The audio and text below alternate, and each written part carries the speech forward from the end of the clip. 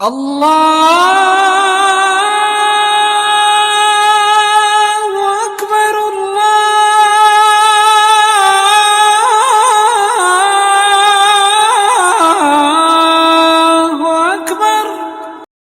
الله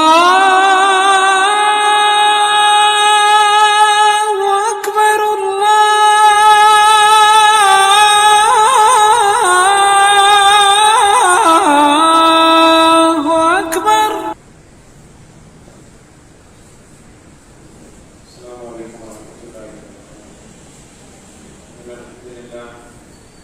نحمده ونستعينه ونستغفره ونعوذ بالله من شرور انفسنا ومن سيئات اعمالنا من يهده الله فلا مضل له ومن يضلل فلا هادي له اشهد ان لا اله الا الله وحده لا شريك له واشهد ان محمدا عبده ورسوله اما بعد وقد قال الله تعالى في القران العظيم والفرقان المجيد اعوذ بالله من الشيطان الرجيم بسم الله الرحمن الرحيم يا أيها الذين آمنوا اتقوا الله حق تقاته ولا تموتن إلا وأنتم مسلمون يا أيها الناس اتقوا ربكم الذي خلقكم من نفس واحدة وخلق منها زوجها وبث منهما رجالا كثيرا ونساء واتقوا الله الذي تساءلون به والأرحام إن الله كان عليكم رقيبا يا أيها الذين آمنوا اتقوا الله وقولوا قولا سديدا يصلح لكم أعمالكم يغفر لكم ذنوبكم ومن يطع الله ورسوله فقد فاز فوزا عظيما فإن أصدق الحديث كتاب الله وخير الهدي هدي محمد وشر الأمور محدثاتها كل محدثة بدعة كل بدعة ضلالة وكل ضلالة في النار رب اشرح لي صدري ويسر لي أمري واحلل عقدة من لساني يفقهوا قولي رب زدني எல்லாம் அல்ல அல்லாஹ் நல்லடியார்களே, அன்பிற்குரிய சகோதர சகோதரிகளே, அல்லாஹ்வுடைய மகத்தான கிருபையினால் அவனால் நம் மீது கடமையாக்கப்பட்டிருக்கக்கூடிய ஜும்மா தொழுகை நிறைவேற்றுவதற்காக நாம் எல்லாம் இணைந்ததாக அல்லாஹ் ரப்பல் ஆலமீன் மனித சமுதாயத்தை இந்த உலகத்தில் படைத்து மனிதனுக்கு அல்லாஹ் ரப்பல் ஆலமீன் ஏராளமான அருட்கொடைகளை அல்லாஹ் வாரி வழங்கியிருக்கிறார். அல்லாஹ் திருக்குர்ஆனிலே சொல்லி காட்டும் போது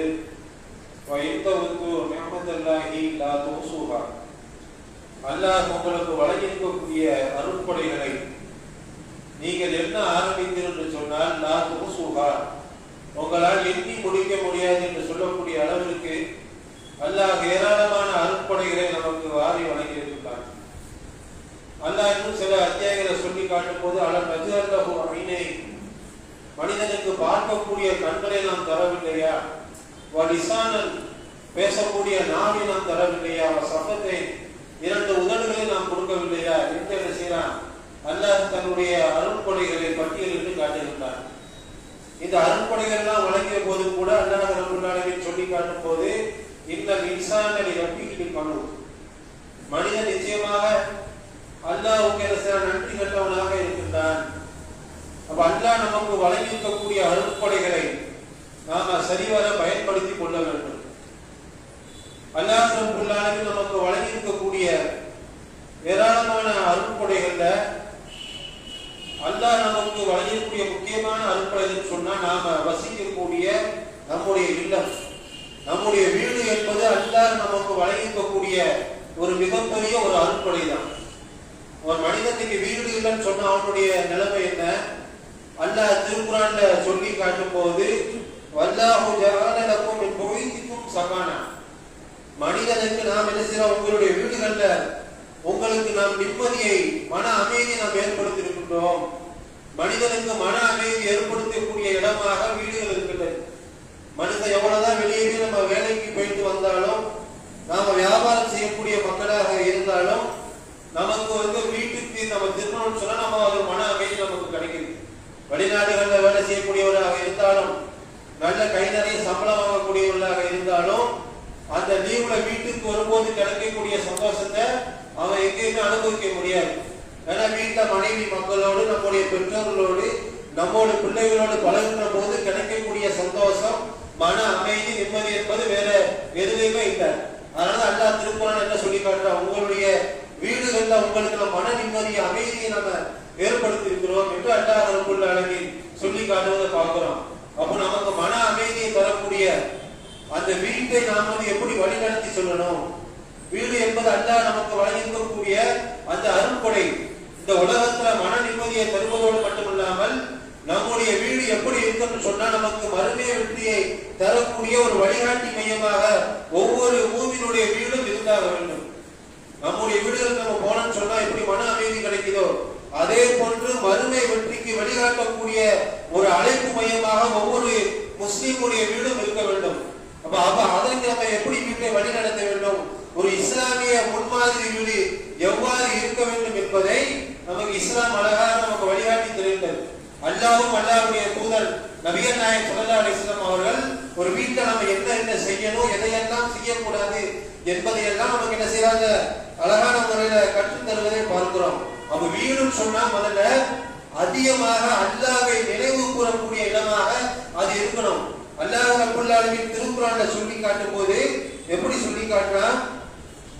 வீடுன்னு சொன்னா அங்க அதிகமாக அல்லாஹ்வுடைய வசனங்கள் நினைவு கூறக்கூடிய இடமாக இருக்கணும். அல்லாஹ் குர்ஆன்ல சொல்லி காட்டும் போது வதுகுருன மா இத்லாஃபி புரூதிகுன்ன மின் ஆயாத்தில்லாஹி வல் ஹிக்மா, உங்களுடைய வீடுகள்ல சொல்லப்படக்கூடிய குர்ஆன் வசனங்களையும் ஞானங்களையும் நீங்க நினைவுங்கள் என்ன செய்யறான் அல்லாஹ் குர்ஆன்ல சொல்லி காட்டுறான்.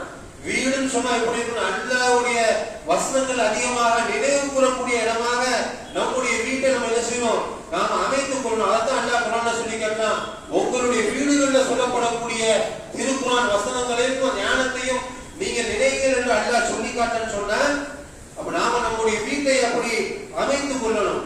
இன்னைக்கு பெரும்பாலும் நம்ம அல்லாஹ்வை நினைக்கக்கூடிய இடம்னு சொன்னா அது பள்ளிவாசல் மட்டும்தான் அல்லாஹ்வை நினைக்கக்கூடிய இடம். பள்ளிவாசலை விட்டு வீட்டுக்கு போயிட்டோம்னு சொன்னா நாம என்ன செஞ்சிருவோம், அல்லாஹ் மறந்துடுவோம். பள்ளிவாசலை தொழுவோம், பள்ளிவாசல பயான கேட்போம். வீட்டுக்கு போயிட்டோம்னு சொன்னா தொப்பியை கலட்டி ஓரமா போட்டுட்டு வீட்டுல டிவி முன்னாடி குடும்பத்தோட உட்கார்ந்து பார்க்க முடியாத பார்க்கிறோம். பள்ளிவாசல் மட்டும்தான் அல்லாஹ்வை நினைக்கக்கூடிய இடம், பள்ளிவாசல்ல மட்டும்தான் ஈமான் அதிகரிக்கக்கூடிய இடம் என்று நம்ம நினைக்கிற. வீட்டுக்கு போயிட்டோம்னு சொன்னா வீட்டுல மக்களோடு கலந்து என்ன செய்யறோம், அவங்களோடு நம்ம அந்த தீமையான காரியங்களுக்கு நாமும் துணை போகக்கூடிய மக்களாக நம்ம மாறி விடுறோம். அப்ப அந்த மாதிரி இல்லாம எப்படி பள்ளிவாசல்ல அல்லாஹ்வை அதிகமா நினைக்கின்றோமோ அதே போன்று நம்முடைய வீடுகளையும் அதிகமாக அல்லாஹ்வை நினைக்கக்கூடிய ஒரு இடமாக நம்ம மாற்றிக் கொள்ளணும். நபிகள் நாயகம் ஸல்லல்லாஹு அலைஹி வஸல்லம் அவர்கள் சொல்லி காட்டுறாங்க, அல்லாஹ்வை நினைக்கக்கூடிய அந்த வீட்டிற்கும் அல்லாஹ் நினைவு கூறப்படாத வீடுகளுக்குரிய ஒரு உதாரணத்தை நபிகள் நாயகம் ஸல்லல்லாஹு அலைஹி வஸல்லம் மிக அழகாக நமக்கு ஒரு உதாரணத்தோடு சொல்லி காட்டுறாங்க.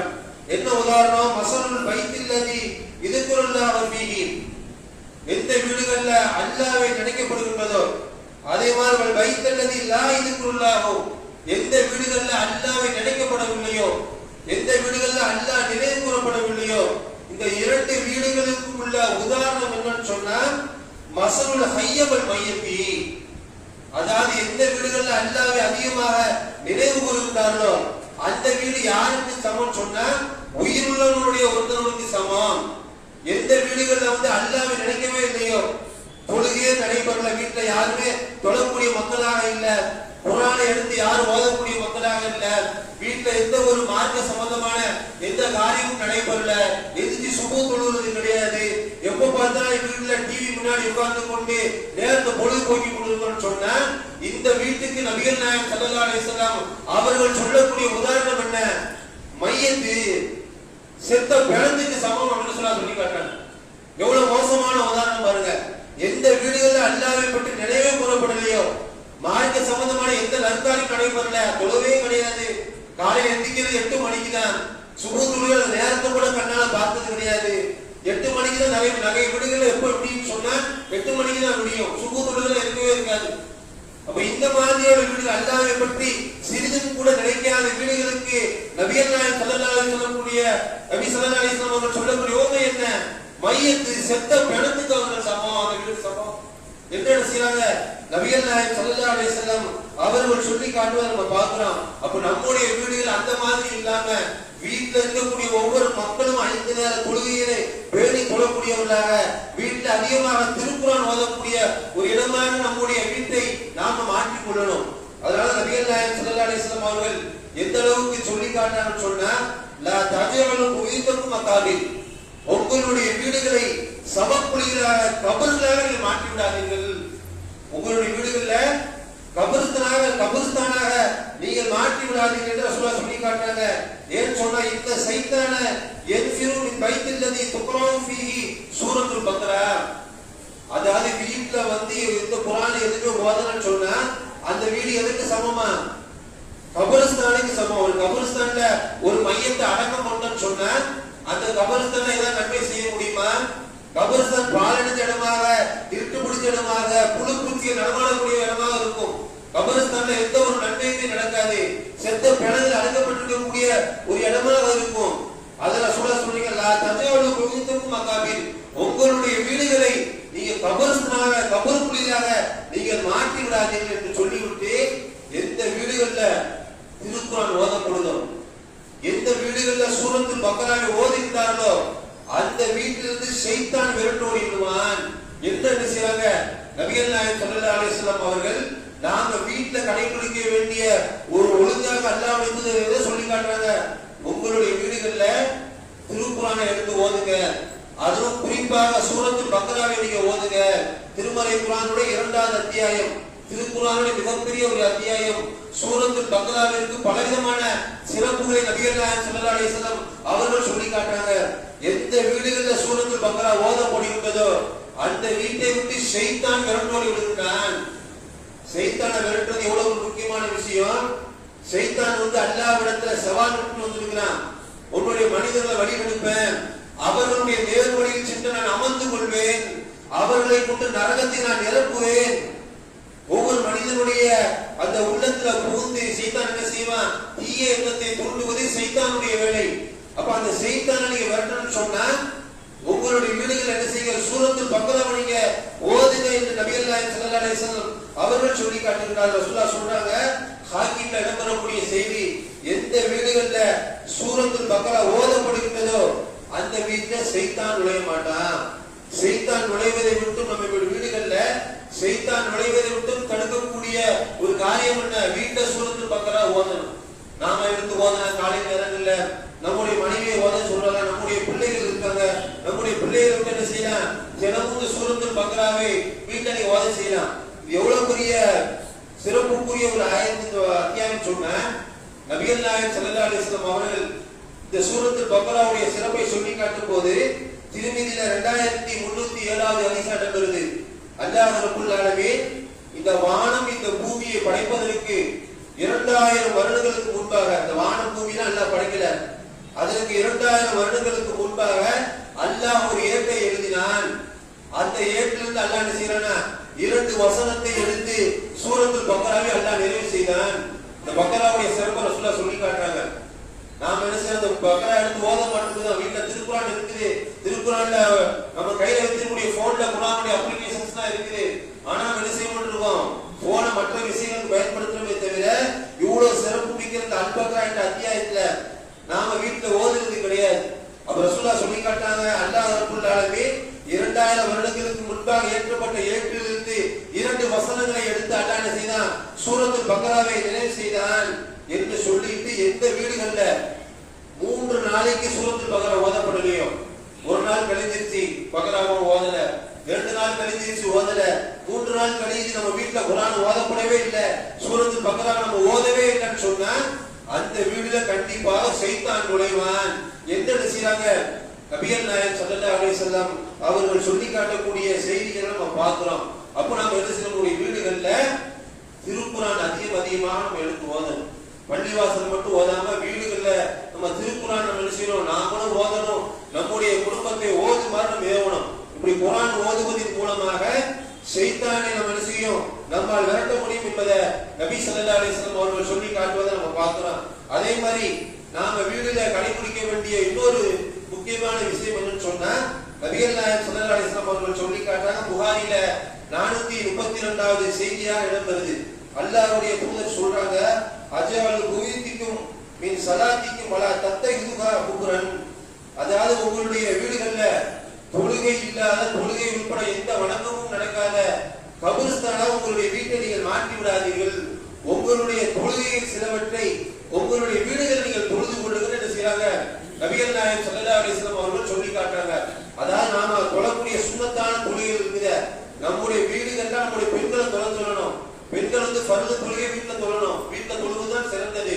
ஆனா அதே நேரத்துல ஆண்களா இருக்கக்கூடிய நாம கடமையான தொழுகை எப்படி பள்ளிவாசல்ல தொழணுமோ அதே மாதிரி சுன்னத்தான தொழுகையிலே பள்ளிவாசல் நிறைவேற்றுவதை விட வீடுகள்ல நிறைவேற்றுவது ரொம்ப சிறப்பானது.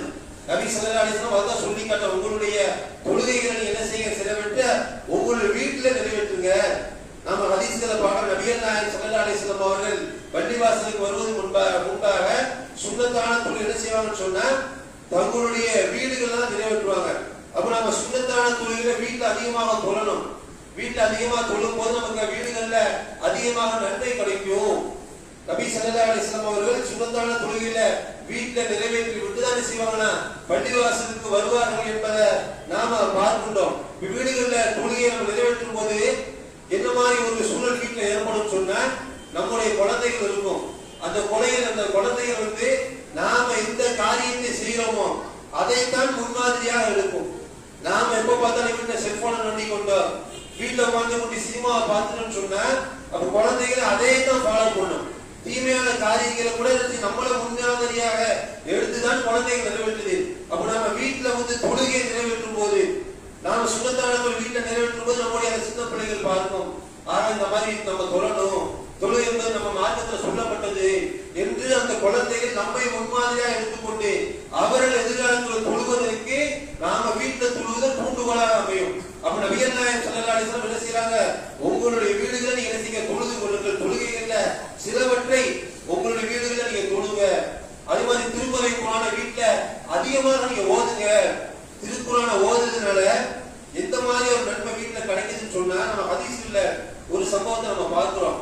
உசைத் என்று சொல்லப்படக்கூடிய ஒரு சஹாபி என்ன செய்யறாங்கன்னு சொன்னா தன்னுடைய வீட்டுல திருக்குர்ஆனை ஓதி கொண்டிருக்கிறார்கள். திருக்குர்ஆனை ஓதி கொண்டிருக்காங்க. வீட்டு வாசல்ல ஒரு குதிரை கட்டி போட்டிருக்கிறாங்க. அந்த குதிரையின் பக்கத்துல அவருடைய மகன் தூங்கி கொண்டிருக்கிறார். அப்ப இவர் திருக்குர்ஆனை ஓத ஆரம்பித்த உடனே திடீர்னு பார்த்தா அந்த குதிரை அப்படி மிரளுது. குதிரை மிரட்ட உடனே இவர் என்ன செய்யறாரு, பயந்து போய் குர்ஆன் ஓதுவதை நிப்பாட்டிடுறாரு.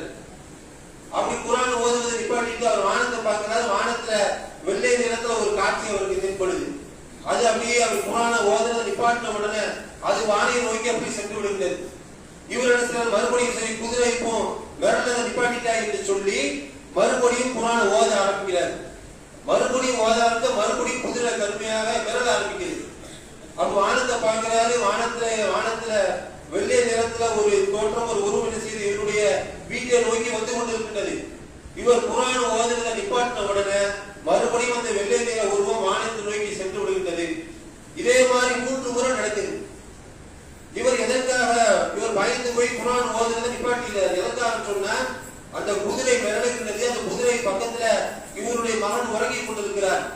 எங்க குதிரை மிதிச்சு நம்ம மகன் இறந்து விடுவானா என்று பயந்து இவர் ஓதுவதை நிப்பாட்டிட்டு மறுநாள் காலையில சுபூஹ் தொழுகைக்கு பிறகு நபிகள் நாயகம் ஸல்லல்லாஹு அலைஹி வஸல்லம் அவர்களுடைய சபையில அமர்ந்திருக்கின்றார். அப்ப நபிகள் நாயகம் ஸல்லல்லாஹு அலைஹி வஸல்லம் அவர்களிடத்துல நடந்த விஷயங்களை இந்த நபி தோழர் சொன்ன உடனே அப்ப நபிகள் நாயகம் ஸல்லல்லாஹு அலைஹி வஸல்லம் அவர்கள் சொல்றாங்க, திருக்க மலாயிகா, நீங்க இரவுல இந்த வானத்திலிருந்து வெள்ளை நிற காட்சியை பார்த்தீங்களே அது யாருன்னு சொன்னா அல்லாஹ்வுடைய ரஹ்மத்துடைய மலக்குமார்கள். அவர்கள் என்ன செய்தாங்க, நீங்க குர்ஆன் ஓதுன உடனே உங்கள் வீட்டை நோக்கி அவர்கள் வந்தார்கள். நீங்க தொடர்ச்சியாக குர்ஆனை ஓதுனீங்கன்னு சொன்னா உங்கள் வீட்டுக்கு அவர் வந்திருப்பார்கள். ரஹ்மத்துடைய அந்த அல்லாஹ்வுடைய அருளை அவர்கள் கொண்டு வந்திருப்பார்கள். நீங்க தொடர்ச்சியாக குர்ஆனை ஓத முடியாதானே என்ன செய்றாங்க, நபி ஸல்லல்லாஹு அலைஹி வஸல்லம் அவர்கள் அந்த சஹாபிக்கு சொல்றாங்க. அப்ப இந்த செய்தி என்ன, நாம வீட்டுல திருக்குர்ஆனை ஓதணும்னு சொன்னா ரஹ்மத்துடைய மலக்குமார் என்ன செய்வாங்க, நம்முடைய வீட்டுக்கு வருவார்கள் என்பதை இந்த செய்தியிலிருந்து நாம தெரிகிறோம். அப்ப நம்ம வீடுகளை குர்ஆன் அதிகமாக ஓதணும். நபிகள் நாயகம் ஸல்லல்லாஹு அலைஹி வஸல்லம் அவர்கள் சொன்ன மாதிரி வீடுகள்ல அதிகமாக தொழுது கொள்ளணும். அல்லாஹ்வுடைய தூதர் சொல்லி காட்டுறாங்க. அதாவது தொழுகையிலே மிக சிறந்த தொழுகை எதுன்னு சொன்னா உங்கள் வீட்டுல தொழக்கூடிய சுன்னத்தான தொழுகை தான். பல கடமையாக்கப்பட்ட தொழுகையை தவிர நீங்கள் வீட்டுல தொழக்கூடிய அந்த தொழுகை இருக்கிற அதுதான் மிகச்சிறந்த தொழுகை என்று செய்யறாங்க நபிகள் நாயகம் ஸல்லல்லாஹு அலைஹி வஸல்லம் அவர்கள் சொல்லி காட்டுவதை பார்க்கிறோம். அப்ப நம்முடைய வீடுகளை தொழுகை நடக்கக்கூடிய இடமாக திருக்குர்ஆனை அதிகமாக ஸல்லல்லாஹு அலைஹி வஸல்லம் அவர்கள் வீட்டுக்குள்ள நுழையும் போது நம்ம கடைபிடிக்க வேண்டிய அந்த ஒழுங்குகளை நமக்கு கற்றுத் தருகிறார்கள். நாம வெளியிலிருந்து வீட்டுக்குள்ள போறோம்னு சொன்னா நாம என்ன செய்யக்கூடாது, சாதாரண நுழைந்துடக்கூடாது. வீட்டுக்குள்ள நுழையும் போது நாம அல்லாஹ்வை நினைவு கூர்ந்தோம்னு சொன்னால் வீட்டுக்குள்ள நுழையும் போது பிஸ்மில்லாஹ் சொல்லி நுழையிறது. அதே மாதிரி வீட்டுக்குள்ள நுழையும் போது சலாம் சொல்லி தான் நுழையணும்.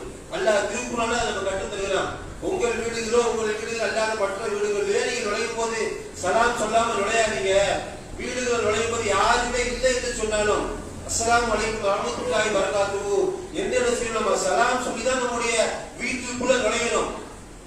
அப்படி வீட்டுக்குள்ள நம்ம அல்லாஹ்வை நினைவு கூர்ந்து நம்ம நுழைந்தோம்னு சொன்னா அப்ப என்ன ரசூலுல்லாஹ் சொல்லி காட்டுறாங்க, உங்களில் ஒருவர் தம்முடைய வீட்டுக்குள்ள நுழையும் போது இதா தஹல்ல ரஜுலு பைத்தஹு ஃபதகருல்லாஹ், அதாவது உங்களுடைய வீட்டுக்குள்ள நுழையும் போது அல்லாஹ்வை நீங்கள் நினைவு கூறி நுழைந்தீங்கன்னு சொன்னா ஷைத்தான் தன்னுடைய கூட்டத்தார்ட்ட சொல்லி காட்டுவானா, லா மபீத லகும், இன்னைக்கு இந்த வீட்ல நம்மளால தங்க முடியாது. ஏன்னு சொன்னா இந்த வீட்ல நுழையும் போதே அல்லாஹ்வை நினைவு கூர்ந்துட்டாரு.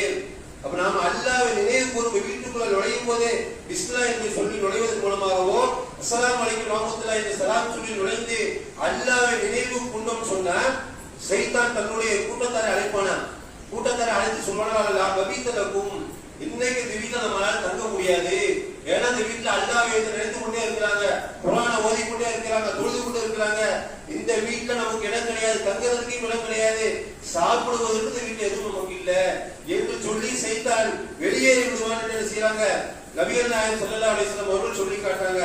அதே மாதிரி இதா தஹல ஃபலம் எதுக்குள்ளாக, எந்த வீட்டுல நம்ம நுழையும் போது அல்லாஹ்வை நினைவு கூறவில்லையோ, அல்லாஹ் நினைவு கூறப்படலன்னு சொன்னா அப்ப ஷைத்தான் தன்னுடைய கூட்டத்தாரை அழைத்து சொல்வானா, என்ன சொல்வான், இன்னைக்கு இந்த வீட்டுல நம்ம தங்கி கொள்ளலாம், இன்னைக்கு நம்ம இந்த வீட்டுல என்ன நமக்கு சாப்பிடுவதற்கு உணவு கிடைத்துவிடும் என்று ஷைத்தான் தன்னுடைய கூட்டத்தாரை அழைத்து சொல்வதா என்ன செய்வாங்க, நபிகள் நாயகம் ஸல்லல்லாஹு அலைஹி வஸல்லம் அவர்கள் சொல்லி காட்டாங்க. அப்ப நம்முடைய வீடுகள்ல அதிகமாக நாம அல்லாஹ்வை அதிகமாக நினைக்கக்கூடியவர்களாக இருக்கிற ரசூலுல்லாஹ் எந்த அளவுக்கு சொல்றாங்கன்னு சொன்னா, உங்களுடைய வீடுகளுடைய கதவுகளை நீங்கள் பூட்டும் போது நீங்க அல்லாஹ்வை நினைங்க, பிஸ்மில்லாஹ் என்று சொல்லுங்க. அது மாதிரி உங்களுடைய வீட்டில் நீங்கள் பாத்திரங்களை மூடி வைக்கும் போது நீங்க பிஸ்மில்லாஹ் சொல்லி மூடி வைங்க. இந்த ஒவ்வொரு காரியத்தை செய்யும் போதும் நீங்க அல்லாஹ்வை நினைக்க வேண்டும் என்று செய்றாங்க நபிகள் நாயகம் ஸல்லல்லாஹு அலைஹி வஸல்லம் அவர்கள் சொல்லி காட்டுவதை பார்க்கிறோம். அப்ப நம்முடைய வீடுகளில நாமளா இருந்தாலும் சரி, நம்முடைய வீட்டில் இருக்கக்கூடிய நம்முடைய குடும்பத்தில் உறுப்பினர்களாக இருந்தாலும் சரி, அவங்க எல்லா காலகட்டத்திலும் வீட்டுல நம்ம அல்லாஹ்வை நினைவு கூர்ந்தோம் என்று சொன்னால் நபிகள் நாயகம் ஸல்லல்லாஹு அலைஹி வஸல்லம் அவர்கள் சொல்லி காட்டின மாதிரி உங்களுடைய வீடுகளை எந்த ஒரு நன்மையும் நடக்காத சவக்குழியிலாக கபர்களாக நீங்கள் மாற்றி விடாதீங்கன்னு சொல்றாங்க.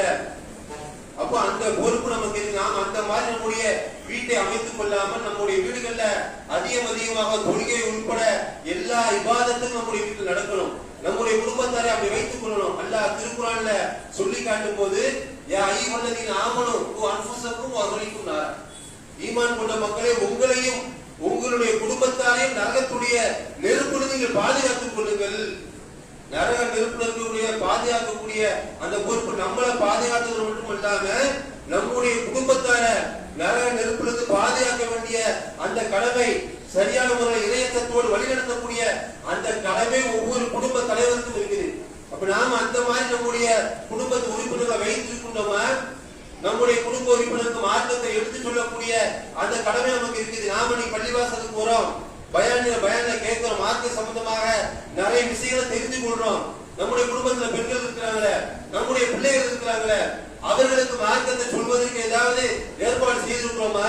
இன்னைக்கு நிறைய குடும்பத்துல பெண்களுக்கு மத்தியில அதிகமான விதத்தான காரியங்கள் நடைபெறுதுன்னு சொன்ன தர்கா வழிபாடு உட்பட சிறுக்கான காரியங்கள்ல பெண்கள் ஈடுபடுவதற்கு என்ன காரணம்?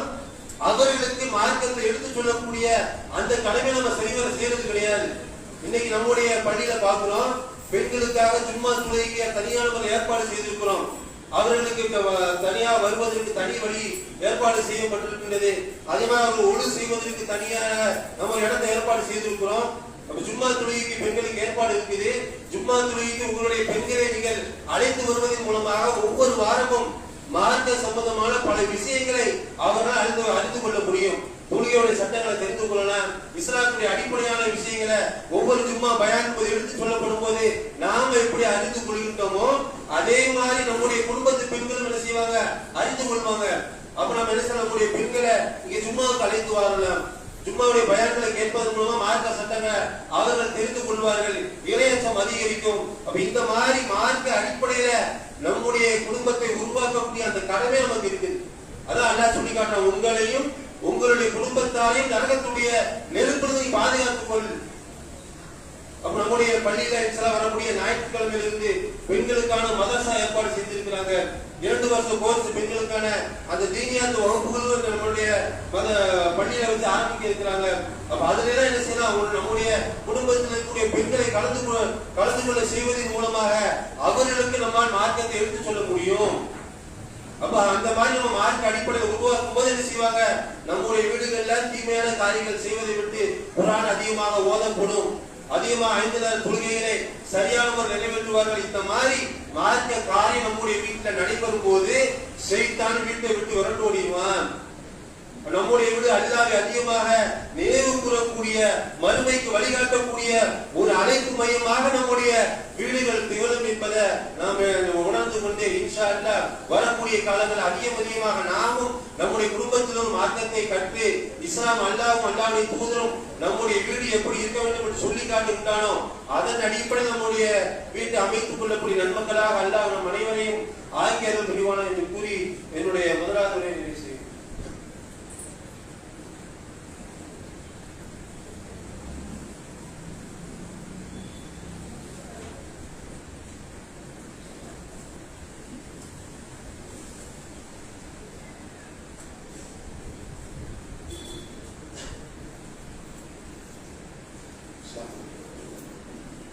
அன்புக்குரிய சகோதரர்களே, ஒரு இஸ்லாமிய முன்மாதிரி வீடு எப்படி இருக்க வேண்டும் என்பதை அல்லாஹ்வும் அல்லாஹ்வுடைய தூதரும் நமக்கு கற்றுத் தருகிறார்கள்.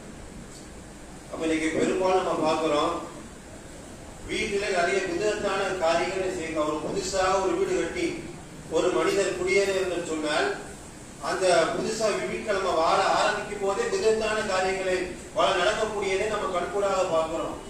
எந்த மாதிரியான விதத்தை செய்ய, ஒரு வீடு புதுசா கட்டி குடியேறும் சொன்னா அந்த வீட்டில் என்ன செய்யணும், முதல் நாள் பாத்தியா ஓதுறது, அஜர்த்துமார்களை கூட்டு மௌலுது போன்ற நினைவிக்கக்கூடிய காரியங்கள் வீடுகள் நடைபெறுவதை பார்க்கிறோம். அதே மாதிரி இன்னொரு மூட நம்பிக்கை மக்களுக்கு மத்தியில் இருக்குது. ஒரு வீட்டில் நம்ம புதுசா நுழைஞ்சோன்னு சொன்னா, வீடு புதுசா கட்டின உடனே அந்த வீட்டில் நம்ம பாலை காய்ச்சணும். என்ன செய்யணும்னு சொன்னா, வீட்டில் முதலாக பாலை காய்ச்சி அந்த பால் பொங்கி தரையில கொட்டணும். இந்த மாதிரியான நம்பிக்கை முஸ்லிம்களுக்கு மத்தியில் இருக்குது. இதெல்லாம் யாருடைய நம்பிக்கை? முஸ்லிம் அல்லாத மக்களுக்கு மத்தியில் இருக்கக்கூடிய மூட நம்பிக்கைகள். இதை இன்னைக்கும் முஸ்லிம்கள் என்ன செய்யறாங்க, புதுசா வீடு கட்டி போனாலும் சரி, அல்லது புதுசா வாடகைக்கு ஒரு வீட்டுல போனாலும் சரி, முதல்ல எடுத்த உடனே பாலை காய்ச்சது. பால் காய்ச்சி அப்படியே பொங்கி வடித்த வீட்டுல சந்தோஷம் நிரம்பி வழியும். இதெல்லாம் எனக்கு மார்க்கம் காட்டி தராத ஒரு விதத்தான காரியம். யாரு பிற மத கலாச்சாரத்தை பின்பற்றுகிறார்களோ அது அவர்களுக்கு ஒப்பானவர்கள் என்ன செய்யறாங்க, நபிகள் நாயகம் ஸல்லல்லாஹு அலைஹி வஸல்லம் அவர்கள் சொல்லி காட்டியிருந்தார்கள். அப்ப இந்த மாதிரியான விதத்தான காரியங்களை வீடுகளை செய்யக்கூடாது. அதே மாதிரி இன்னும் பாத்தீங்கன்னு சொன்னா, சில புதுசா வீடு கட்டுவாங்க, வீட்டு வாசல்ல பாத்தீங்கன்னு சொன்னா 286. 286 இஸ்லாத்துக்கு ஏதாவது சம்பந்தம் இருக்குதா? நிறைய வீட்டு வாசல்ல 286 போட்டு கீழே ஒரு பிறைய போட்டிருப்பாங்க. இந்த 286 ரசூலுல்லாஹ் நமக்கு சொல்லி கொடுத்தாங்களா? இந்த 286 என்ன, பிஸ்மில்லாவுடைய ஒரு சாட்டாக பிஸ்மில்லா என்கிற அந்த வார்த்தை இருக்குது, அதற்கு பேக்கு ஒரு நம்பரு, சீம்க்கு ஒரு நம்பர் போட்டு அதனுடைய கூட்டு தொகையாக 286 போட்டு வைத்திருக்கிறார்கள். இதற்கும் மார்க்கத்திற்கும் எந்த விதமான சம்மதமும் கிடையாது. அப்ப இன்னும் நிறைய வீடுகளை பார்த்தீங்கன்னு சொன்னா 286 என்று போடப்பட்டிருக்கக்கூடிய அந்த விதத்தான காட்சிகளை நம்ம பார்க்கிறோம். அப்ப இது போன்ற காரியங்கள் நம்முடைய வீட்டுல என்ன செய்யக்கூடாது, நாம நடத்தக்கூடாது. இன்னும் பாத்தீங்கன்னா சில பேர் வீடு கட்டும் போது, வீடு கட்டி கொண்டிருக்கும் போதே எவ்வளவு பெரிய அபத்தமான காரியங்களை செய்வாங்கன்னு சொன்னா, வீட்டுக்கு நிலை வைக்கும் போதே என்ன செய்வாங்க, அதுக்கு மாலை போட்டு, அந்த நிலைக்கு நிலைவாசல் விடும் போது மாலை போட்டு அதுக்கு சந்தனத்தை தடவி அதுக்கு ஒரு பூஜையெல்லாம் நடத்தக்கூடிய காட்சிகளை முஸ்லிம்களும் செய்து கொண்டிருக்கிறார்கள். இதுல உச்சக்கட்ட கொடுமை என்னன்னு சொன்னா, பேஸ்புக்ல சில நாட்களுக்கு முன்னாடி பார்த்தது, ஒரு பள்ளிவாசலை கட்டும் போது பூமி பூஜை செய்து அந்த பள்ளிவாசல் நிர்வாகிகள் பள்ளிவாசலை எழுப்புவதற்கு பூமி பூஜை செய்கிறார்கள். பள்ளிவாசல் இந்த மாதிரி